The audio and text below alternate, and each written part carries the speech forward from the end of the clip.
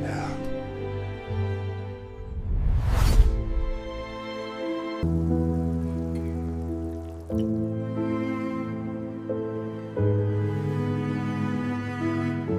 The fragile Hopathy small kitchen was a symphony of harmonious chaos. Amira Yusuf, her slender fingers moving with the practiced grace of a surgeon, crushed cardamom pods in a mortar, the warm, citrusy scent filling the air. Opposite her, Leo Walsh chopped onions with a focused intensity, the rhythmic tap of his knife on the cutting board a steady beat beneath the sizzle of garlic. In a hot pan, on the stove, pots bubbled away. One held the rich, coconut-infused curry of Amira's Kenyan childhood, the other, a hearty potato stew from a recipe passed down through generations of his Irish-American family in Ohio. This kitchen was their sanctuary, the one place where their two worlds didn't just coexist, but melted into one another, creating something richer and more beautiful than either could be alone. Here, she wasn't just a Muslim pediatrician, and he wasn't just a Christian history teacher. They were simply Amira and Leo, two souls who had found their missing chord in each other. His calm, patient nature was the perfect anchor for her passionate heart, and her vibrant warmth could melt the frost of his most trying days. You know, Leo said, wiping a tear from his eye with the back of his hand, a byproduct of the potent onion. If we can make a Kenyan curry and an Irish stew agree to be on the same dinner table, we can do anything. Amira smiled, her heart swelling with the effortless love she felt for him. It's true. We have achieved culinary peace. World peace should be a piece of cake. She scooped a spoonful of the curry and held it out for him to taste. He leaned in, his eyes closing in bliss as the complex flavors danced on his tongue. Perfect, he whispered, his lips brushing against her fingers. Like you. It was this perfect, unshakable love that gave them the courage to do what they were about to do next. That evening, holding a simple, elegant ring that felt as heavy as the world itself, they drove to the Walsh residence. The house was exactly like its owner, immaculate, orderly, and rigid. Every piece of furniture was in its place, every picture framed perfectly straight. It was a house of quiet, unyielding principles. David Walsh, Leo's father and a respected deacon at his church, sat in his usual armchair, a large, leather-bound Bible resting on the table beside him. He was a man built of conviction, his posture as unbending as his beliefs. When Leo, his voice trembling slightly, announced their intention to marry, a chilling silence descended upon the room. It wasn't a silence of surprise, but of judgment. Leo's mother, a ghost of a woman in her husband's shadow, wrung her hands in her lap, her eyes darting nervously between her son and her husband. David finally looked up from his hands, his gaze landing not on his son, but on Amira. His eyes weren't filled with hatred, but with a cold, profound pity that was somehow worse. The Bible is clear, son, he said, his voice calm and measured, each word a carefully placed stone in a wall he was building between them. 2 Corinthians chapter 6, verse 14, do not be yoked together with unbelievers. It is not a suggestion. It is a command from God. Dad, Amira is a believer, Leo countered, his hand tightening around Amira's. She believes in God with her whole heart. She believes in a different God, Leo, David said, his voice unwavering. Her goodness, her kindness, her profession, these are all commendable things in the eyes of the world. But in the eyes of the Lord, they are nothing without the saving grace of his Son, Jesus Christ. This is not about my prejudice. This is about your soul, and the souls of the children you would bring into this confusion. He didn't raise his voice. He didn't need to. The condemnation was absolute, delivered with the serene certainty of a man who believed he was speaking on behalf of God himself. An hour later, they were sitting in the vibrant, noisy warmth of the Yusuf household. The air smelled of saffron and cinnamon, a stark contrast to the sterile potpourri at the Walshes. Here, the news was met not with cold doctrine, but with a wave of warm, anxious love. Amira's mother hugged her tightly, then held her at arm's length, her eyes filled with 1,000 worries. Her father, a gentle man with kind eyes, wrung his hands. Amira, Habibti, he began, his voice laced with sorrow. He is a good man. We can see that. But his family, his world, will they ever truly accept you? Will you have to hide your prayers? What will you tell your children? Will they be Muslim? How can they be in that house with that grandfather? He gestured helplessly. You will be caught between two worlds, belonging to neither.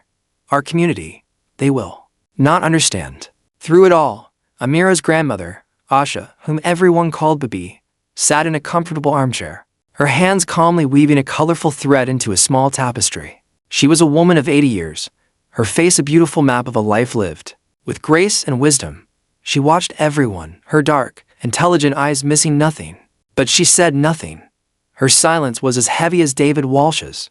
But where his was the silence of a closed door, hers was the silence of a deep, still lake, its depths impossible to guess. Later that night, sitting in their car, the engagement ring felt cold on Amira's finger. The joyful symphony of their kitchen had been replaced by a deafening dissonance. The 2 pots on the stove, once a symbol of their unity, now felt like a naive dream. They clung to each other, their love the only solid ground they had left. But for the first time, they felt the earth trembling beneath their feet. The Tualshope, they discovered, was a fragile thing. In the week that followed, Amira and Leo decided that the wall built by David Walsh required a strategic assault. A group setting had failed. A personal appeal was the only path forward. Amira, whose entire career was built on disarming anxious children and earning the trust of terrified parents, felt she was uniquely equipped for the task. She would approach him not as a religious adversary, but as a fellow human. She suggested a formal dinner. Just the 3 of them. Leo was hesitant, the memory of his father's cold certainty still fresh, but he agreed. It was a chance, however. Slim, Amira prepared for the evening with the precision of a surgeon. Preparing for a complex operation, she chose a modest, elegant dress. She researched topics they could discuss: community service, literature, even gardening. She rehearsed ways to steer the conversation toward their shared human values: compassion, family, integrity, and away from the minefield of theology. The dinner was a masterpiece of tension. The clinking of silverware against porcelain was cannon fire in the silent dining room. Amira spoke gently about her work at the pediatric clinic, of holding a sick child and feeling a universal sense of responsibility that surely transcended any single faith. David Walsh listened politely, his face an unreadable mask. A noble profession, he conceded, dabbing his lips with a starched napkin. The Lord calls us all to be charitable, but good works, as I'm sure you know, are as filthy rags without the blood of the Lamb to make them clean. Amira's heart sank. He was a master of this. Every bridge she tried to build, he dismantled with a single, perfectly aimed piece of scripture. She spoke of her family's deep commitment to faith and tradition, hoping to find common ground in their shared devotion. Devotion to what, my dear? He asked, his voice soft, almost kind, which made it all the more devastating. We can all be devoted, but there is only one truth, and one way to the Father. To be devoted to anything else is, biblically speaking, to be devoted to a lie. I am not saying this to be cruel. I am saying it because I love my son, and I fear for his eternal soul. The wall was no longer just brick. It was fortified with scripture, mortared with absolute certainty. The evening culminated in Leo, his face pale with a mixture of anger and sorrow, finally breaking. She came here tonight to show you her heart, Dad. Not to debate theology. She is the kindest, most honorable person I have ever known. And if your faith prevents you from seeing that, then maybe your faith is the problem, not hers. The words hung in the air, a declaration of war. David simply placed his fork and knife together on his plate, his dinner perfectly finished. Then, you have both made your choice, he said quietly, and you will have to live with the consequences. The wall was complete. It was insurmountable. A few days later, the second wall was solidified. Amira's father, his face etched with the sorrow that aged him 10 years, asked her to sit with him in the garden. He didn't speak of God or holy books. He spoke of community. The imams from the council came to see me, he said, his voice barely a whisper. They are good men. Amira, they have known you since you were a little girl in a hijab, running around the mosque. They are worried. He explained the fears of the community, not as condemnation, but as a painful reality. They feared for her. They feared she would be lost to them. A beautiful branch severed from the family tree. He described the quiet shunning she would face, the whispers at community gatherings, the pitying looks. And your children, Habibti, he pleaded, his eyes welling with tears. They will have his name. They will have his face. At the church, they will be the Muslims' children. At the mosque, they will be the Christians' children. Where will they find their home? That night, will they be? Amira and Leo lay in silence. He was being a father. The space terrified for his child felt like a vast, this wall wasn't made of doctrine. The problem was no longer just their families. It was their centuries of cultural tradition. The very foundations of their identity's. It was a wall meant to protect her. Community was a prison tearing them apart. For the first time, the horrifying thought took root in both their minds. Maybe love wasn't enough. Maybe the walls were too high. The wisdom of the baobab tree despair settled over them like a thick, suffocating fog. Amira found herself crying. At unexpected moments in her car, in the hospital supply closet, in the shower. Her usual grace and resolve had crumbled, leaving behind a raw, aching vulnerability. Leo walked around like a ghost, his easy smile gone, replaced by a permanent frown etched between his brows. He had called his mother, who had simply wept on the phone. Torn between her husband and her son, which only deepened his guilt. They had stopped talking. About the wedding, about the future. The silence was a tacit admission of defeat. One afternoon, Amira sat in her parents' living room, staring blankly at the television when her grandmother, Babi, switched it off. She sat beside Amira, taking her hand. Her skin was soft and wrinkled, a comforting weight. Your heart is crying so loudly, it is making the tea go cold, Babi said, her voice a low, melodic hum. Leo, who had been sitting on the other side of the room, looked up, his own misery reflected in his eyes. Come, Babi said, patting the seat on her other side. You too, teacher. Sit. Leo joined them. Amira finally broke the sob she had been holding back, shaking her entire body. We can't do it, Babi, she wept.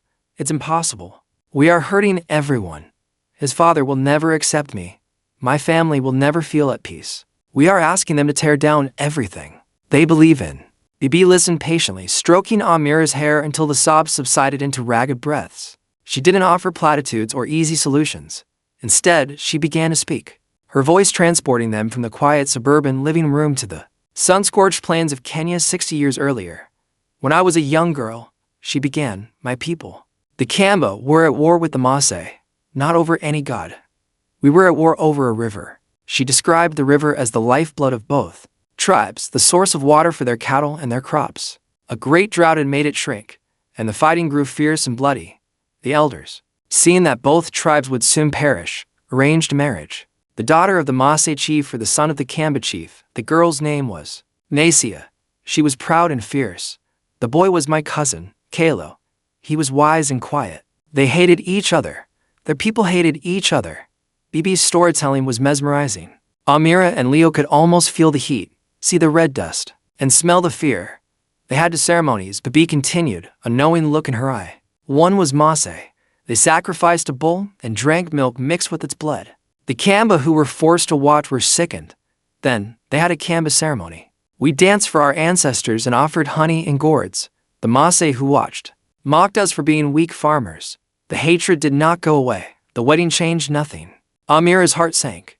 This was not the story of hope she was expecting. But the drought, Bibi said, her voice dropping, the drought did not care about their ceremonies. The river kept shrinking. The cattle grew thin, and the children began to cry from hunger. One day, Nasia, the Maasai girl, remembered the stories her grandmother told her of how to find water deep in the earth by following the roots of the baobab tree. But only the Kamba knew how to dig wells that would not collapse. She went to her husband, Kalo. She did not ask him to pray to her gods. She did not offer to dance for his ancestors. She offered him her knowledge. Kalo listened. He took her Maasai knowledge of the trees and used his Kamba knowledge of building.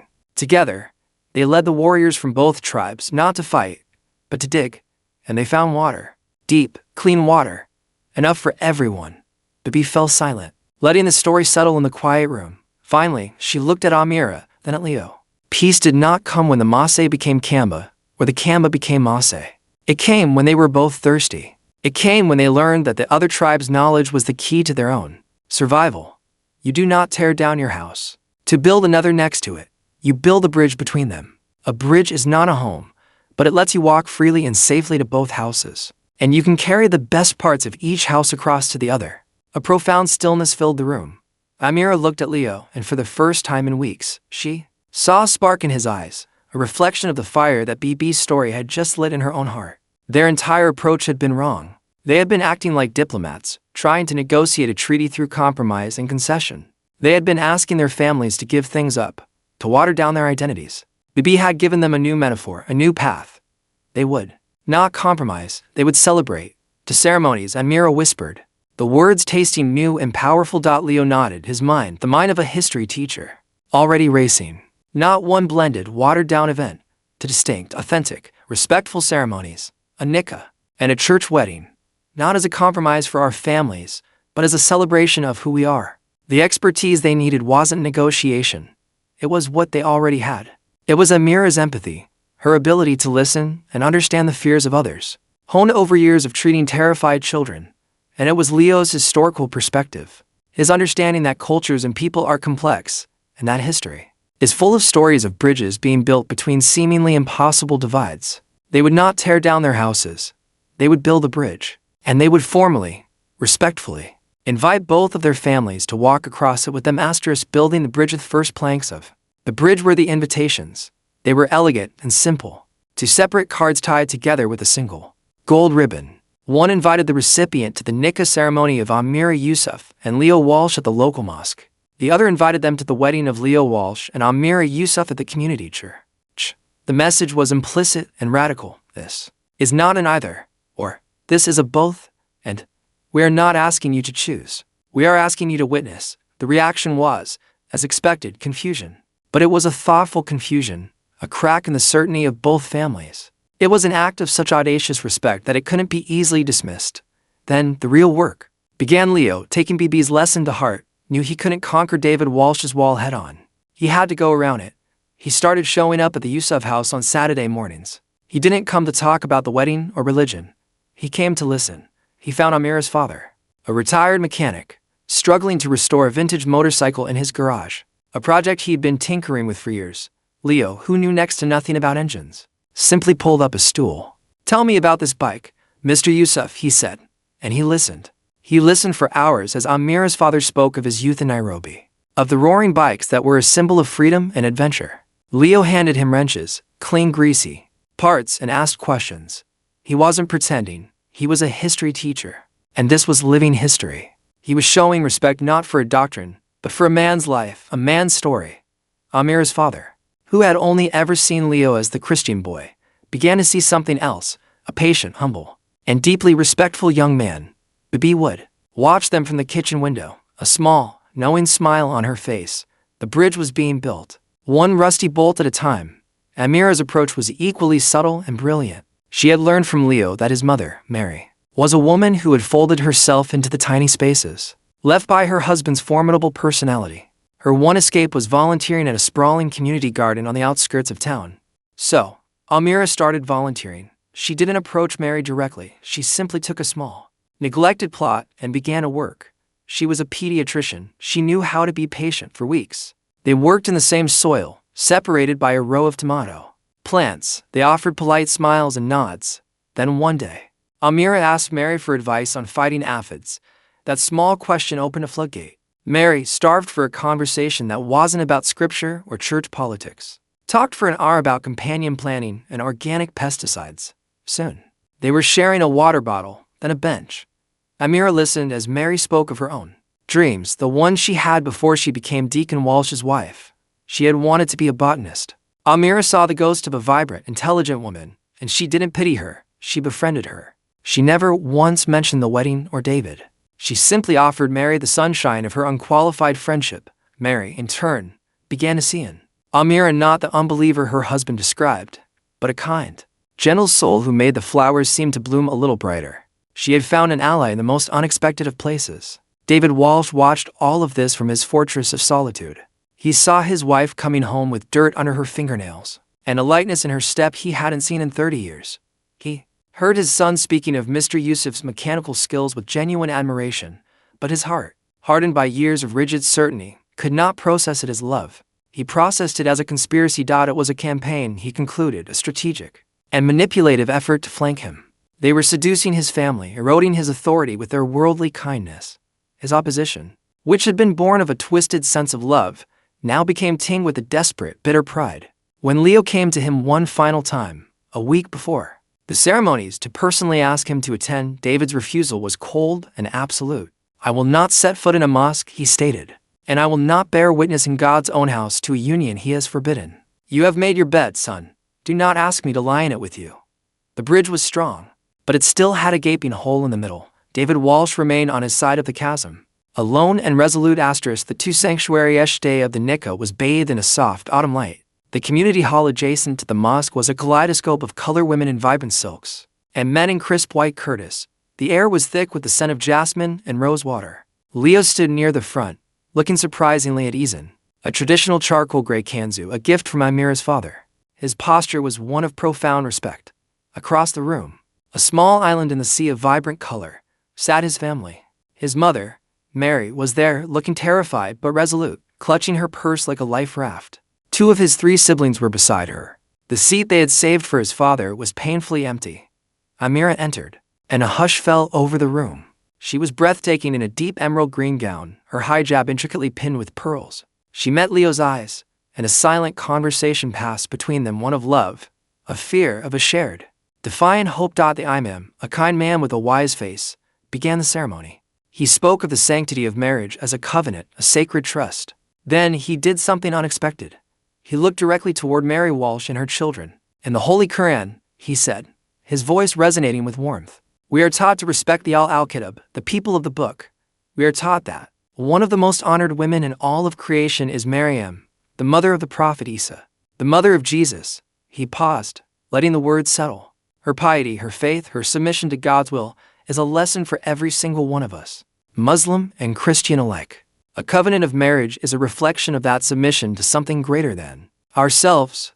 Mary's hand flew to her mouth, her eyes welling with tears. It was not a conversion, it was a connection, a thread of shared reverence, cast across the chasm. As Leo formally accepted Amira as his wife according to Islamic tradition, her father, watching him, no longer saw a stranger. He saw a man of honor, worthy of his daughter. 3 days later, the scene shifted to the stark, beautiful simplicity of a small, sunlit church. The pews were made of dark, polished oak, and stained glass windows threw jewels of light onto the stone floor. And in a stunning act of reciprocated respect, every member of Amira's immediate family was there. Her father, in a sharp suit, her mother, her head covered in a beautiful, elegant scarf and babi, looking as serene and regal as a queen. They sat not as outsiders, but as honored guests, a powerful testament to the bridge that had been built. The pastor, a young, thoughtful man whom Leo had spoken with at length, stood at the pulpit. He smiled warmly. "Today's reading," he announced, "is from Paul's first letter to the Corinthians. Many of you know it." He didn't read it, he recited it from memory. "Love is patient, love is kind. It does not envy, it does not boast, it is not proud. It always protects, always trusts, always hopes, always perseveres." He closed his Bible. Some people think of love as a fortress, with high walls to keep the world out, to protect those inside from what is different. But the scripture tells us something else. Love isn't a fortress. Love is a bridge. It doesn't protect by building walls, but by reaching across the divides. It bears all things. It endures all things.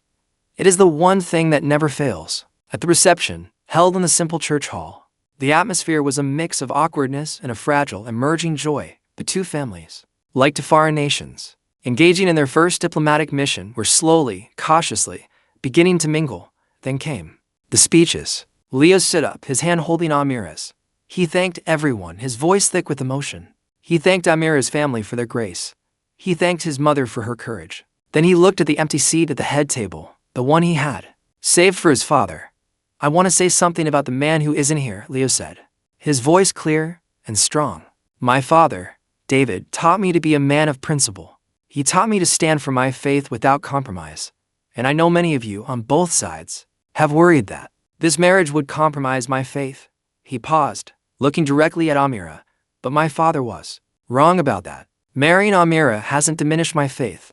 It has multiplied it. Her grace has taught me more about Christian charity than any sermon. Her family's devotion has taught me what it truly means to live a life of faith. Love does not divide a heart. It expands it to make room for more." As he finished, a sound came from the back of the hall. The heavy oak doors creaked open, and standing there, silhouetted against the afternoon light, was David Walsh. He looked a decade older, his usual iron certainty replaced by a profound weariness. He had clearly been there for some time. Listening from the shadows, the hall fell silent. Every eye was on him. He didn't walk toward his son. He didn't walk toward the head table. His eyes scanned the room and found Babi, Amira's grandmother. He walked slowly, deliberately through the parted crowd until he stood before her. The proud Christian deacon and the wise Muslim matriarch, 2 ancient, immovable mountains from different worlds, regarded each other. After a long moment, David gave a short, stiff nod. "Ma'am," he said, the single word an earth-shattering concession. He then turned and walked to his son. He didn't embrace him. He simply put a heavy hand on Leo's shoulder.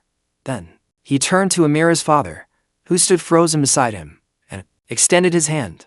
The 2 fathers, who had been the poles of this impossible conflict, shook hands. The grip was firm, a silent, fragile truce. It wasn't a fairy tale ending. The walls had not vanished, but they were full of cracks, and through the cracks, a new and brilliant light was beginning to shine. The final image was of the two families, still distinct, still different, sharing a meal, their conversations, quiet and hesitant, but their presence together a testament to the enduring, bridge-building power of love. Love had not erased their differences. It had simply built a sanctuary large enough for the truths, to families, and to ceremonies. We hope this story moved you. If you believe that love is stronger than division, and that every story of courage deserves to be heard, please like this video, subscribe to our channel, and share this story with someone who needs to hear it. Let us know in the comments what bridges you are building in your own life.